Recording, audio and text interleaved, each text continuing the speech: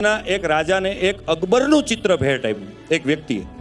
હવે પરિસ્થિતિ એવી કે એ અકબરનું ચિત્ર જે રાજાને ભેટ આપ્યું ને એ અકબરને અને એ રાજાને છત્રીનો આંકડો, અકબરને અને એ રાજાને છત્રીનો આંકડો. પણ કોઈ વ્યક્તિ ભેટ આપે છે બરાબર, તો સ્વીકારવાની રહી એટલે એને સ્વીકારી લીધું. પણ એ રાજાએ એ અકબરનું ચિત્ર હોશરૂપમાં રાખ્યું. હું કામ? દુશ્મન હતો ને એટલે.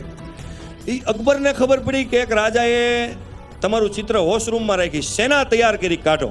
એક નાનો અમથો રાજા અને મારું ચિત્ર હોશરૂમમાં રાખે અને યુદ્ધ આવવાનું હતું. ત્યાં બિરબલ નાસ્તો કરીને આવ્યો, એની તૈયારી કરો. એ કે મારું ચિત્ર એક નાના અમથા રાજાએ પોતાના હોશરૂમમાં રાખ્યું. એ કે એમાં યુદ્ધ કરવાનું? એ કે કરવાનું જ હોય ને, આપણી આબરૂ હું. એટલે બિરબલે કીધું, એ કે તમને ખબર છે એને વોશરૂમમાં શું કામ રાખ્યું? એ કે શું કામ? એ કે એને કબજિયાતનો પ્રોબ્લેમ છે.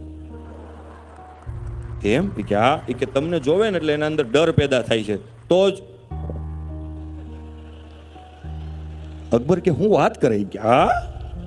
એ કે તો હાલો ભાઈ તમે બધા ઘરે વ્યાદ આવે. એક સારો સલાહકાર આજુબાજુમાં હોય ને, કેટલા યુદ્ધ ઊભા રાખી દે ભલા માણસ. એક સારો મિત્ર હોય, એક સારો સંબંધી હોય, સારો સલાહકાર હોય ને આજુબાજુમાં, આવી સંગત જીવનમાં અપનાવજો. ગમે એમ કરીને